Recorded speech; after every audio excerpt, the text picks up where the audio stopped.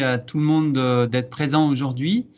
Je remercie bien sûr Christelle de l'APEC par rapport à la présentation qui va venir, qui va être consacrée à la confrontation de son projet professionnel, son projet de formation au regard du marché. L'idée, c'est aujourd'hui, à travers ce webinaire, de vous donner quelques clés pour une meilleure analyse du marché de l'emploi, des compétences, de manière à évidemment calibrer le choix de sa formation en fonction de ses besoins et de les confronter aussi à ses envies personnelles.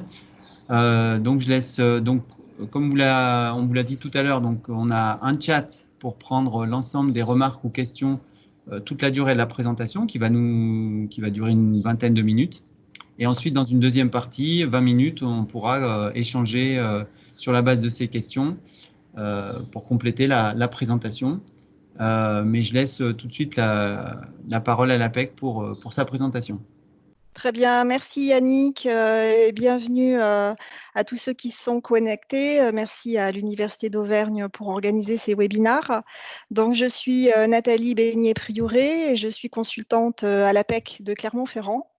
Donc, pendant cette présentation, je vais prendre 2-3 minutes au démarrage avec 2 slides pour vous présenter rapidement qui est l'APEC, pour ceux qui ne nous connaîtraient pas très bien.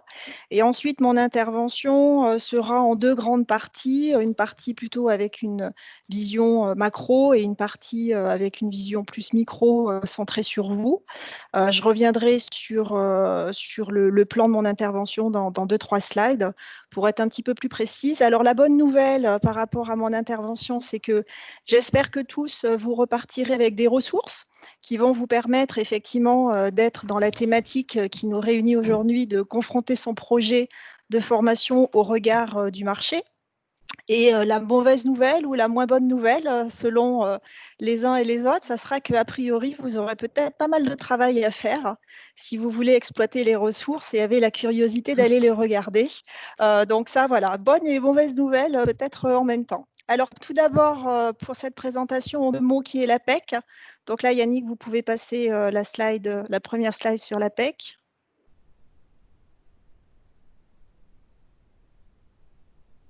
Alors, moi, je ne vois pas le diaporama qui défile.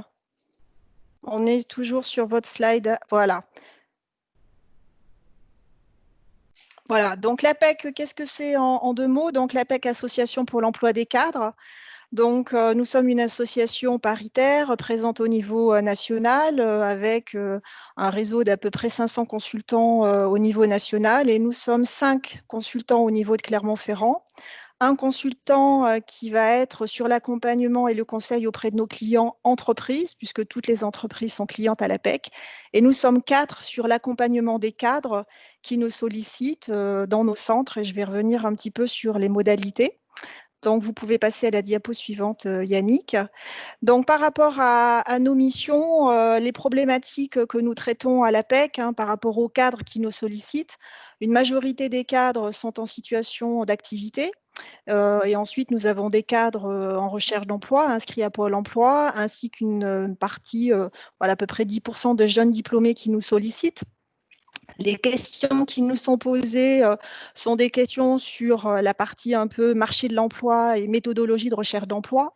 Donc, on a des personnes qui nous sollicitent au regard d'un questionnement sur leur projet de formation, leur projet professionnel avant d'être sur le projet de formation, comme projet projet professionnel qui nécessite voilà, un travail un peu en profondeur sur les problématiques qui sont les leurs.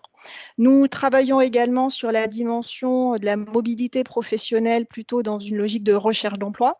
Donc là, on est sur la méthodologie de recherche d'emploi, des cadres qui souhaitent quitter leur activité, évoluer ou en tout cas introduire un mouvement, ou des cadres qui sont en situation de recherche d'emploi, inscrits à Pôle emploi et qui nous sollicitent. Et nous avons également des questionnements sur des projets de formation. Et c'est à ce titre voilà, que l'université nous a demandé d'intervenir. Alors, pour les services que nous vous proposons et les modalités relationnelles que nous vous proposons, nous avons à disposition sur notre site un certain nombre d'outils.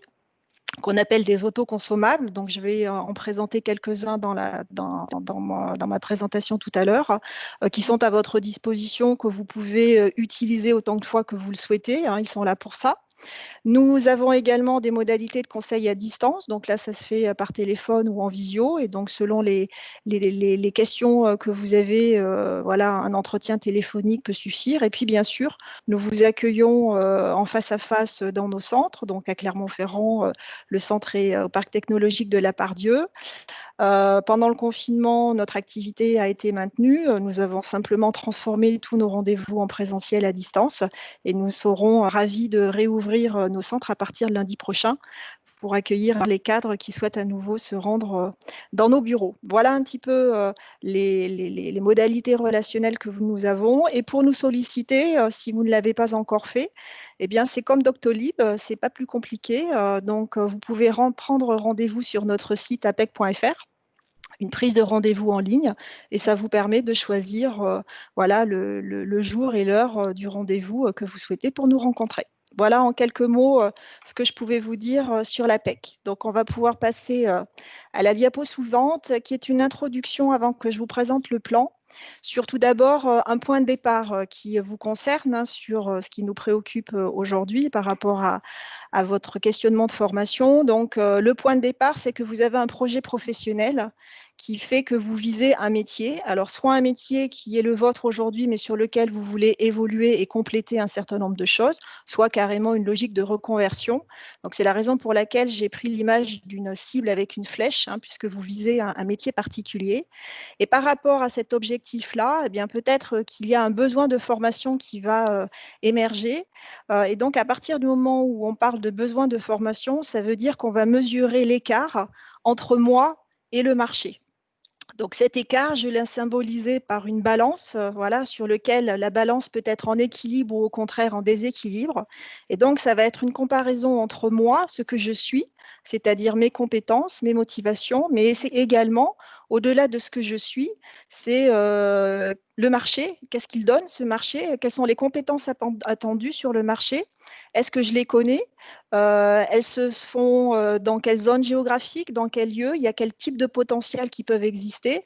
Et c'est ce qui peut faire que voilà, la balance est à l'équilibre ou pas. Et s'il y a des équilibres, ça veut dire qu'il y a un écart. Et s'il y a un écart, on va donc être sur un besoin de formation. Et à partir du moment où on a un besoin de formation, la réponse, ça va être d'acquérir les compétences qui vous manquent. C'est la raison pour laquelle je l'ai symbolisé par un pulse sur lequel on rajoute une pièce. Et c'est sur cette dimension de l'écart entre moi et le marché que je vais vous faire ma présentation d'aujourd'hui. Donc, on va pouvoir passer à la slide d'après. Qui me permet voilà, d'introduire les deux parties. Donc, une première partie qui va être plutôt sur une vision macro, donc connaître mon marché potentiel. Donc, dans un premier temps, je vais vous présenter un panorama des observatoires sur le marché de l'emploi et de la formation. Où est-ce que je peux trouver l'information? Et dans un deuxième temps, on se posera la question de quels sont le type d'informations, quels sont les types d'informations utiles à rechercher. Et là aussi, je vous ai mis les ressources que vous pourrez utiliser pour aller chercher ces informations. Et une deuxième partie sur laquelle voilà, on va être sur l'analyse de votre besoin de formation, c'est-à-dire se poser les questions me concernant moi sur quel est mon capital compétences, comment je peux construire, affiner, analyser mon portefeuille de compétences, être dans une logique un peu de bilan. Les outils et les méthodes pour affiner votre besoin de formation au regard de votre marché potentiel. Et puis, bien sûr, à partir du moment où on parle de formation, c'est d'explorer le marché de la formation locale ou voilà, nationale, en sachant que certains d'entre vous ont déjà dû suivre les webinaires précédents et notamment ceux de Via Compétences ou de Transition Pro. Et je sais voilà, qu'il y a déjà des informations qui vous ont été communiquées à ce niveau-là. Donc voilà les deux parties que je vais décliner et qui nous permettront de mesurer cet écart et donc d'affiner votre besoin de formation. On peut donc passer à la diapo suivante. Alors, sur cette diapo, panorama des observatoires sur le marché de l'emploi et de la formation. J'ai essayé de vous synthétiser un petit peu tous les endroits, tous les sites sur lequel vous pourriez trouver de l'information utile. Alors, il y a d'abord les observatoires des administrations publiques et des organismes avec des missions de service public. Et là, je parle de l'INSEE, qui va être plutôt sur des données macroéconomiques, mais aussi sur des données démographiques, par exemple. On va avoir la DARES, donc on est sur une administration publique, bien entendu Pôle emploi, et l'APEC, puisque l'APEC, nous sommes aussi un observatoire de l'emploi et nous diffusons un certain nombre d'études sur le marché de l'emploi. Donc, quand vous allez sur notre site, on va le voir dans le slide tout de suite après, vous pourrez retrouver de l'information sur votre marché. Ce que l'on oublie parfois d'aller consulter, ce sont les observatoires réalisés par les branches professionnelles. Donc, un certain nombre de branches professionnelles ont leurs propres observatoires. On cite souvent, à titre d'exemple, l'Observatoire des métiers de la banque, mais il y a également l'OPIEC, donc qui est la branche des métiers du numérique et de l'ingénierie, qui a un site extrêmement bien détaillé et fouillé et qui vous permet d'avoir de l'information très intéressante sur votre marché. Et puis, la formation professionnelle, voilà, vous pouvez aussi trouver sur des sites d'information sur la formation un certain nombre d'éléments qui peuvent être en complément. Troisième voilà, pôle pour aller rechercher de l'information, ce sont les observatoires d'entreprise. Alors, j'entends par là, on peut être sur des instituts d'études d'opinion. Les organismes de formation peuvent être aussi vecteurs d'information. Et puis, certaines entreprises peuvent avoir des sites bien construits et déjà donner un panorama un peu de leur activité et de là où ils se positionnent. Donc voilà, en termes de panorama des lieux de recherche d'information, vous pouvez balayer un petit peu l'ensemble de ces sites. Et sur la slide suivante, je vais rentrer un petit peu dans le détail pour Alors, peut-être. savoir quel type, c'est celui juste après. Oui, juste pour apporter un complément, c'est vrai que on peut insister là que l'intérêt d'avoir une diversité des sources d'information, c'est vrai que les données publiques sont assez complètes, parfois un peu dures parce que c'est un peu des données brutes, mais il y a quand même des gros efforts qui ont été faits ces dernières années pour des meilleures présentations plus ergonomiques. Donc c'est vrai qu'on peut conseiller, notamment sur Pôle emploi, il y a des présentations qui sont intéressantes. Et les observateurs de branche, ils vont donner moins des réalités statistiques, mais souvent plus des réalités de métier avec vraiment des visuels, des témoignages, des vidéos. Donc c'est vrai que c'est intéressant aussi, mais avec par contre des ressources qui sont très inégales d'une branche à l'autre. Vous avez des branches qui effectivement produisent des supports très très complets et d'autres beaucoup moins. Et j'ajouterais simplement aussi de bien s'interroger sur la source de ces informations. Quand on va sur Internet, on a énormément de ressources qui sont disponibles. Et selon la source, vous allez avoir des présentations qui peuvent être plus ou moins neutres ou plus ou moins orientées en tout cas. Donc voilà, c'est mieux dans ce cas-là d'aller voir plusieurs sources pour vraiment avoir un paysage un peu complet et pas s'arrêter sur une seule source. La branche va évidemment avoir tendance à présenter favorablement ses métiers, c'est logique. Et c'est intéressant, mais il faut voir à côté, voir ce qui peut se trouver également sur ces métiers-là. Voilà. Alors, on va justement rentrer dans les détails, Yannick, avec les deux slides qui vont suivre, où voilà, l'idée, c'est au-delà de où chercher l'information, donc par rapport au panorama que je viens de vous présenter, c'est un petit peu de se poser la question des informations qui peuvent m'être utiles à moi dans la confrontation de mon projet de formation au marché et quelque part dans la validation de mon projet de formation.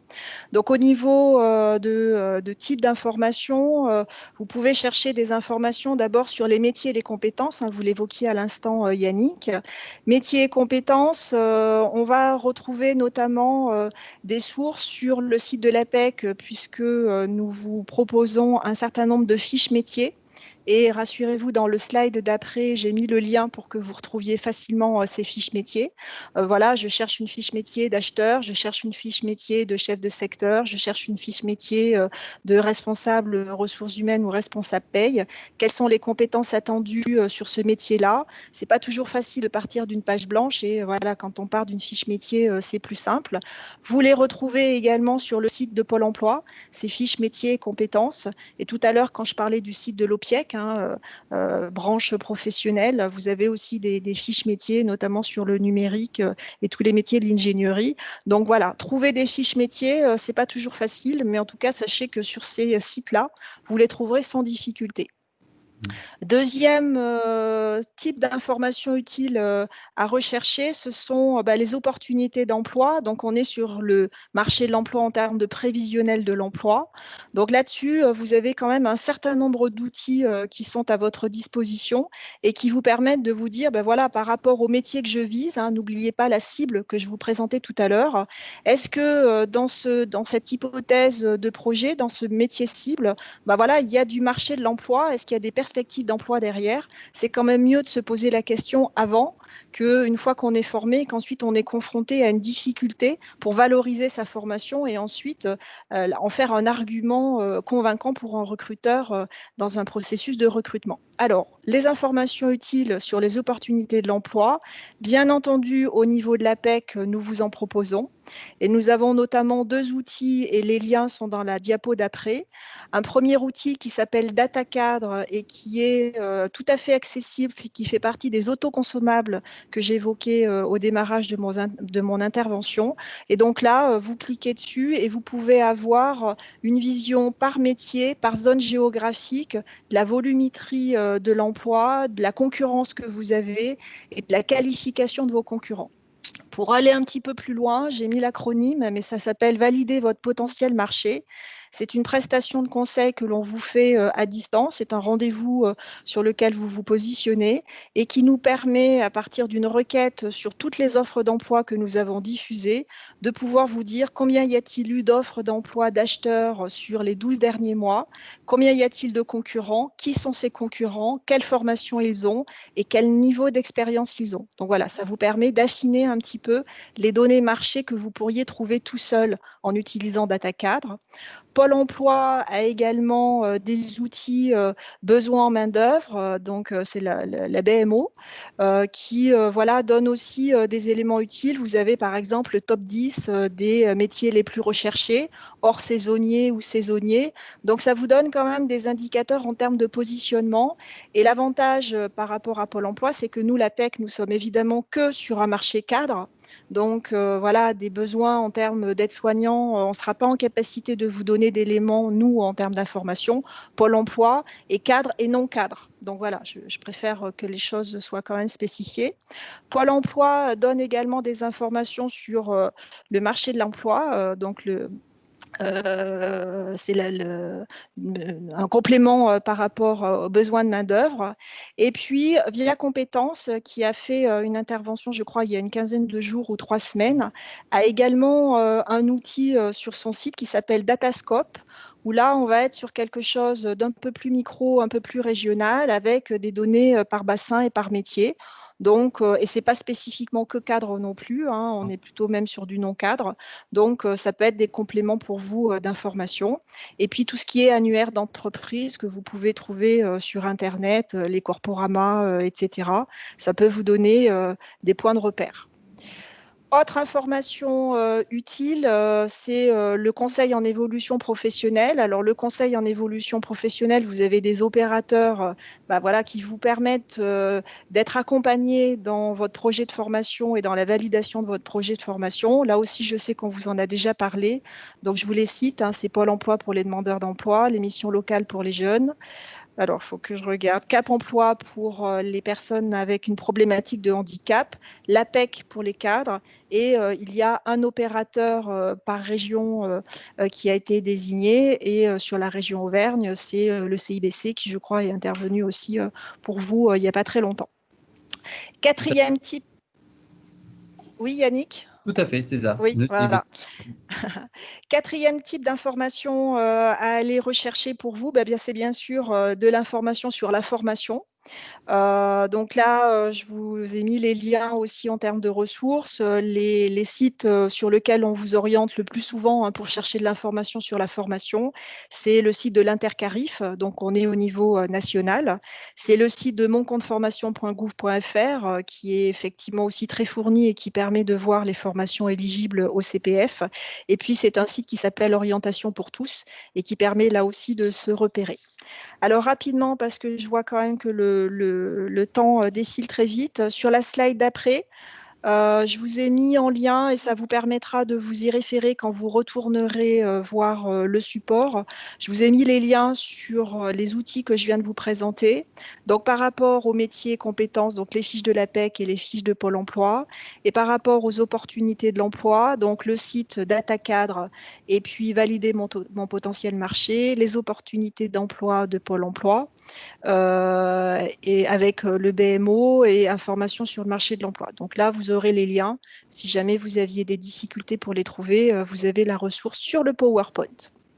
Alors, Donc ça, je fais juste une petite remarque sur, évidemment, toutes ces sources-là sont vraiment très riches, très intéressantes. Alors, moi, c'est vrai que j'ai un petit faible pour Datascope parce que c'est un croisement des données qui sont traitées par ailleurs, mais voilà, la BMO, les outils Apex sont très, très intéressants. Juste une petite remarque sur le site Mon Compte Formation, où c'est vrai qu'aujourd'hui, la base de données de Mon Compte Formation est encore en cours de constitution. Et donc, à ce stade, ça peut être un peu perturbant de ne pas retrouver une formation qui nous intéresse, bien qu'elle soit éligible au dispositif du compte personnel de formation.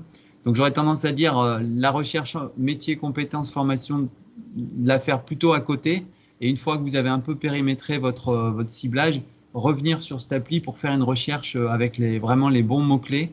Parce que sinon, c'est pas forcément évident. Ça fonctionnera, enfin, ça sera sûrement plus complet d'ici quelques mois. Mais là, pour le moment, on n'est pas, on a beaucoup, enfin, la base qui arrive notamment est beaucoup plus complète, par exemple. alors oui, on pourrait y passer une après-midi hein, Oui, sur ce thème-là, donc voilà, je rebondis pas plus. Alors, sur la deuxième partie, là, je viens de vous présenter un peu une vision macro du marché par rapport à la validation de votre projet de formation. Et maintenant, si on rentre dans une dimension micro, c'est-à-dire qu'on parle de vous et de là où vous en êtes aujourd'hui, sur cette vision micro, les besoins, pour valider votre besoin de formation, j'ai pris la même logique avec cette sphère découpée en 4 parties. Le point important, et c'est souvent le point de départ, c'est mon capital compétence. Vous vous souvenez de la balance que j'ai présentée en préambule, avec un besoin de formation, bah, ça veut dire qu'il y a un équilibre ou un déséquilibre plutôt entre ce que je suis et ce que le marché recherche. Ça veut donc dire que le point de départ, c'est quel est mon capital de compétences. Donc vous ne pouvez pas faire l'économie de ne pas faire votre bilan et d'être capable de construire votre portefeuille de compétences de façon à voir tout simplement ce qu'il vous manque. Pour faire ce capital compétences et faire cette analyse-là, vous avez bien sûr l'outil très connu et qui existe depuis plus de 30 ans qui s'appelle le bilan de compétences. Donc, vous pouvez rentrer dans cette démarche-là. Vous avez des outils sur Pôle emploi, sur leur plateforme Emploi Store, qui est extrêmement bien faite et que nous, on conseille hein, auprès de nos cadres pour travailler leur capital compétences. Donc, je vous ai mis le lien en termes de ressources dans la slide d'après. Et puis, vous avez Open Classroom qui là aussi est en ligne et vous permet gratuitement d'avoir un certain nombre d'outils pour, de manière autonome et structurée, être capable de construire votre inventaire de compétences et donc votre portefeuille de compétences. Et puis, évidemment, je n'oublie pas l'APEC, hein, puisque voilà, je représente l'APEC aujourd'hui. Bien entendu, l'APEC, on peut aussi vous accompagner pour travailler ensemble cette dimension-là et sur une prestation qui s'appelle Solutions Formation. Deuxième. Je vous coupe Nathalie sur Emploi Store parce qu'il y a beaucoup de solutions qui sont proposées, hein, plus de 300 je crois. Oui. Vous avez quelques chouchous ou pas Alors, c'est sur la partie focus compétences, hein, c'est le lien que j'ai mis dans la slide d'après. Donc, c'est vraiment des outils uniquement orientés sur la partie compétences et la méthodo. C'est quoi une compétence? Comment on développe son portefeuille de compétences de façon à arriver à construire ce portefeuille de compétences. Donc, ça s'appelle focus compétences. Sur la deuxième partie, pour la partie micro sur vos besoins de formation, au-delà de vos compétences, les attentes du marché potentiel. Tout à l'heure, on a vu le panorama des sites sur lesquels vous pouviez trouver de l'information. Là, l'idée, c'est plutôt de rentrer sur quelque chose de très proche de vous et autour de vous. Donc, ce que l'on vous conseille de faire, c'est bien sûr des enquêtes métiers. Mon voisin, mon ancien collègue, ma cousine, voilà, toute personne qui, à un moment donné, peut me permettre de m'expliquer quel est son métier, quels sont ses avantages et quels en sont ses inconvénients. Voilà, ça fait partie des basiques que l'on vous conseille de faire.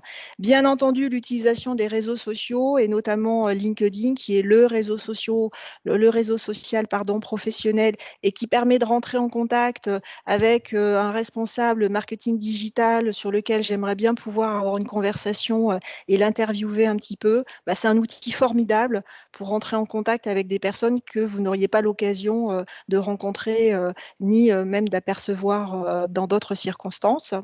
Troisième point, des enquêtes auprès des organismes de formation. Les organismes de formation, surtout ceux d'une certaine taille, sont en capacité d'avoir déjà des études sur le devenir de leurs stagiaires. Et donc, ça vous permet là aussi d'avoir une vision un petit peu de ce qui se passe. Et puis, un outil que nous promouvons beaucoup au niveau de l'APEC, que vous connaissez peut-être, qui est une période d'intégration dans l'entreprise, une période de stage qui s'appelle une PMSMP, une période d'observation. Bah mince, j'ai perdu l'acronyme. Mise en Et donc, situation. voilà, période de mise en situation en milieu professionnel. Merci Yannick, alors que j'en parle presque tous les jours.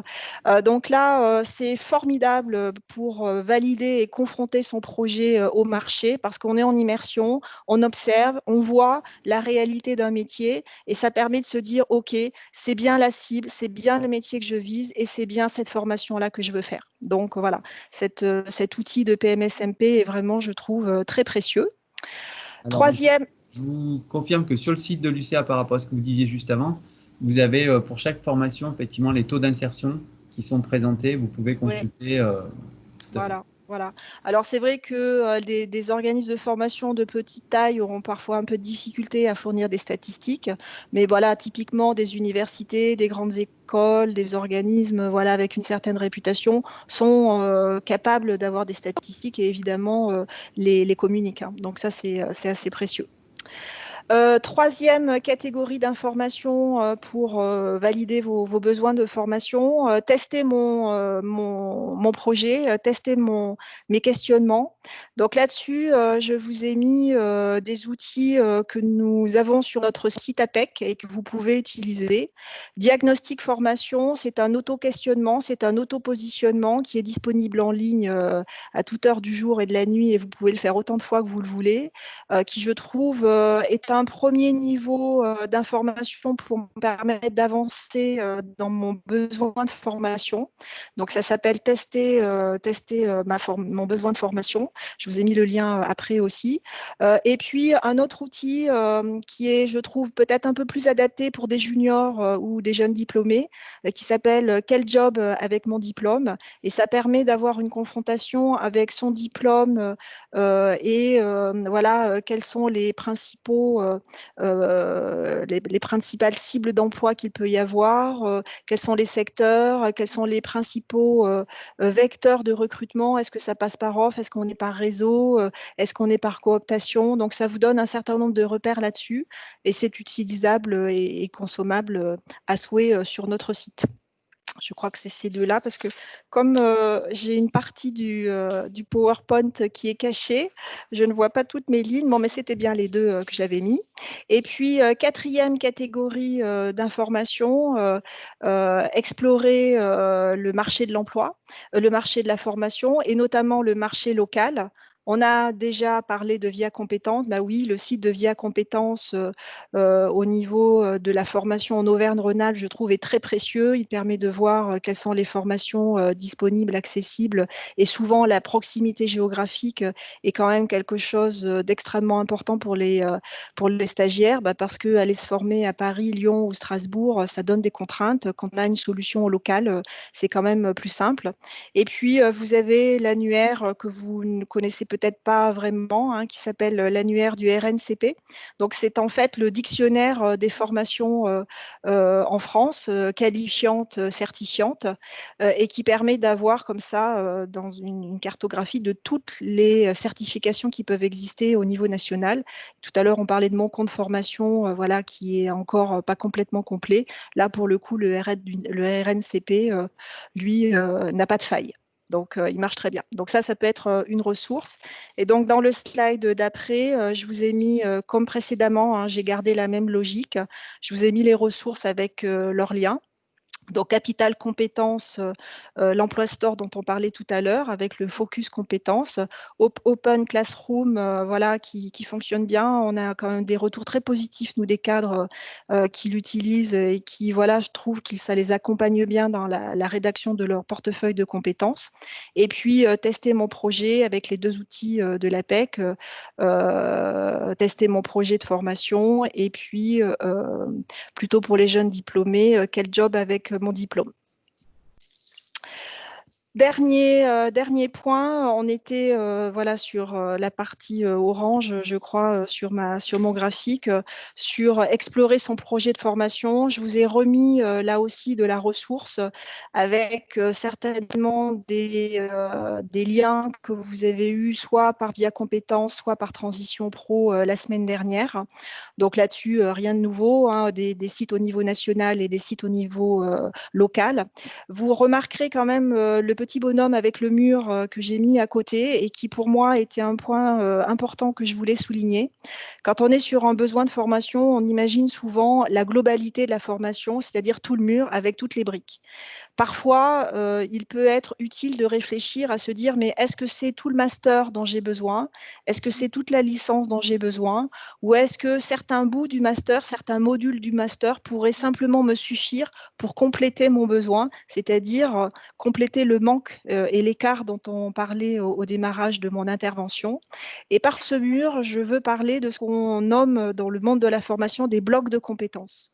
Souvent, moi, je réoriente les cadres dans un questionnement sur avez-vous vraiment besoin de réaliser la totalité de ce master ou dans le master management de l'IAE, est-ce que c'est plutôt voilà, les modules sur la partie comptabilité financière ou est-ce que c'est les modules sur la partie commerciale ou est-ce que c'est les modules sur la partie management qui vous intéressent et est-ce que votre besoin de formation ne pourrait pas se limiter à ces blocs-là de compétences? Donc, voilà, pensez bien au fait que vous n'êtes pas obligé d'acheter tout un mur, mais que vous pouvez ne prendre que quelques briques. Ça s'appelle des blocs de compétences et c'est finançable aussi par votre CPF. Donc, je ne vais pas voilà, faire un débriefing sur tout le CPF, ça serait un peu long, mais je voulais quand même insister sur cette dimension-là de modularité des formations. La condition, c'est que la formation doit être construite en blocs. Toutes les formations ne le sont pas. Au niveau de l'université, il y a parfois voilà, des difficultés pour être organisées en bloc, mais certaines formations le sont. Dans les écoles, voilà, en règle générale, la structuration en bloc de compétences est faite et marche très bien. Donc, ça peut être tout à fait une alternative pour réduire votre volume de formation, réduire votre besoin de formation à véritablement ce qui correspond à votre besoin et à vos manques et pas aller au-delà. Donc voilà ce que je voulais symboliser par ce mur. Et donc en conclusion, je vous ai juste mis en rappel les solutions que l'APEC vous proposait. C'est le slide d'après, Yannick. Voilà, donc les solutions, j'en ai déjà parlé, mais je voulais ancrer votre mémoire là-dessus. Donc, diagnostic formation, on est sur un conseil à distance pour affiner votre besoin de formation. Et solution formation, c'est un rendez-vous que vous prenez avec nous en présentiel dans nos centres et qui nous permet avec vous de travailler votre besoin de formation, de se poser la question de quelle est la cible, quel est le métier, quel est votre besoin, comment vous allez le confronter au métier et est-ce que j'ai besoin de tout le mur ou est-ce que je peux me contenter de quelques briques du mur pour reprendre l'image que je vous projetais tout à l'heure. Voilà un petit peu en termes de conclusion ce que je pouvais vous amener sur ce webinaire. J'ai essayé d'être rapide, j'ai fait 33 minutes, donc j'ai dépassé un petit peu Yannick. Oui, mais c'était très complet, donc c'est très bien. Merci beaucoup Nathalie. Je rebondis sur la question du bloc de compétences pour indiquer que l'offre bloc de compétences à l'UCA, ce sera pour la rentrée 2021, qui sera disponible, le catalogue devrait être disponible fin 2020, début 2021. Et effectivement, c'est bien la tendance que d'essayer de coller aux besoins des individus et pas nécessairement d'avoir des parcours de formation trop complets, on va dire. Mmh. Bien, Super. donc il nous reste une petite dizaine de minutes pour une série de questions. Donc je vais laisser la parole à Leïla pour voir si du côté du chat, on a eu des remarques ou des questions à l'adresse de Nathalie sur cette présentation. Leïla? Alors, c'est Céline c'est pas aujourd'hui. Leïla, mais c'est Céline, mais Ah, pardon. il n'y a pas de souci. Alors Céline. Il n'y a aucun souci. Pas de questions pour le moment, mais peut-être qu'elles ne vont pas tarder à arriver. Mmh. Alors, Après, c'est vrai que j'ai fait une intervention avec beaucoup de ressources, hein. C'était la bonne et la mauvaise nouvelle du démarrage. Donc, la bonne nouvelle, c'est de pouvoir exploiter tout ça derrière. Mais du coup, ça suppose effectivement un travail individuel, je pense, assez conséquent pour ceux qui sont encore dans une construction de leur projet de formation et donc une analyse de leurs besoins de formation. oui, et puis ce que vous avez souligné, Nathalie, c'est effectivement ce va-et-vient entre des démarches personnelles de consultation Mmh, d'information, de mmh, réflexion, mmh, d'enquête, éventuellement de stage, mmh. et un échange avec un conseiller qu'on appelle en évolution professionnelle, qui peut être l'APEC, qui peut être d'autres Oui, réseaux. les Mais 5 que j'avais présentés tout à l'heure dans une diapo. c'est bien ce travail un peu itératif entre qu'est-ce que je trouve comme information, comment ma réflexion évolue, et puis ce conseiller qui fait un peu miroir à tout ça pour m'aider à avancer. Mmh, tout à fait. Autre remarque par rapport à votre présentation, c'est vrai que il y a des éléments qui sont propres, vous l'avez montré un peu au métier, au secteur d'activité, et d'autres qui sont plutôt sur la question de l'offre de formation en correspondance avec les compétences recherchées. Moi, c'est vrai que j'aime beaucoup l'approche de Via Compétences où on peut partir en fait d'un métier pour finalement arriver à une offre de formation correspondante. Parce que c'est souvent cette maille qui est compliquée. On peut imaginer un métier, un secteur, mais ensuite faire la traduction en formation, c'est pas toujours simple. Mmh. Donc là, il y a une ressource qui est intéressante. Mmh. Alors, une question. Comment peut-on faire la différence entre nos compétences et nos connaissances face à un recruteur? Alors, la compétence, on est dans du savoir-faire. Donc, la compétence, ça veut dire qu'on est dans une réalisation. On va utiliser des verbes d'action, typiquement, pour parler d'une compétence. Une connaissance, on est dans le champ du théorique. Donc, je peux connaître voilà, une règle, une norme d'hygiène, une norme qualité. La compétence, ça va être de savoir appliquer la règle, ça va être de savoir aussi l'expliquer, ça va être de savoir mettre en place tout le process d'application de la norme. Donc, c'est ça la différence entre une connaissance et une compétence. Et j'en profite pour faire souvent une différenciation au niveau des compétences. On parle, enfin moi j'utilise souvent cette distinction et tous mes collègues également. On parle de compétences métiers, donc c'est ce que je sais faire en tant qu'acheteur, c'est ce que je sais faire en tant que RH, c'est ce que je sais faire en tant que commercial. Et on parle aussi de compétences dites transversales, qui sont donc pas spécifiques à un métier. Les compétences transversales, ça va être par exemple le management. On peut manager dans une production industrielle, on peut manager dans un métier de la communication, on peut manager dans le métier des RH. Donc, ce n'est pas spécifique à un métier. Donc, ce qui est important quand on est face à un recruteur dans son argumentaire, il y a bien sûr ce que je sais faire dans mes compétences métiers, et c'est central, évidemment, un recruteur vous achète, entre guillemets, par rapport à ce que vous savez faire, mais c'est aussi les compétences transversales, donc l'animation de projet, la communication, le management, et on insiste aussi beaucoup sur la partie des soft skills, donc on est sur les savoir-être, on va être sur des compétences comportementales, ce qu'on appelle compétences comportementales, c'est-à-dire capacité d'adaptation, agilité, capacité à être créatif, capacité à gérer des risques, des crises, capacité à gérer des priorités. Ça, c'est des éléments voilà, sur lesquels il faut que vous soyez au clair de là où vous en êtes, et c'est pour ça que j'ai insisté sur votre capital compétences et sur votre portefeuille de compétences, donc compétences au sens très large. Merci. Une autre question, combien de temps faut-il pour faire un diagnostic formation? Alors, pour nous, un diagnostic formation, c'est un rendez-vous d'à peu près 45 minutes, 45 minutes, 1 heure. Donc, c'est une prise de rendez-vous que vous prenez sur notre site, ça va très vite. Quand on est sur une prestation de conseil en face à face, c'est très variable. Parfois, en un rendez-vous d'1 heure, voilà, on a donné les éléments d'information à la personne qui nous sollicite. Et puis, parfois, ça nécessite de se revoir. Et donc, un solution formation, hein, c'est le nom marketing que nous lui avons donné. Ça peut aller de 1 heure à facilement 3-4 heures selon là où vous en êtes et selon tout le travail qu'il faut faire. On a beaucoup de questions sur les financements, hein, en termes de besoins de formation. Souvent, l'ingénierie financière est souvent une source d'interrogation davantage que l'ingénierie pédagogique, c'est-à-dire le besoin de formation sur son différentiel d'écart entre moi et le marché. Merci. Pas d'autres questions pour le moment. OK. Alors, sur l'ingénierie financière, je rebondis un peu là-dessus. Bon, c'est vrai que le paysage français sur le financement de la formation est quand même pas simple, même si le législateur cherche à le simplifier.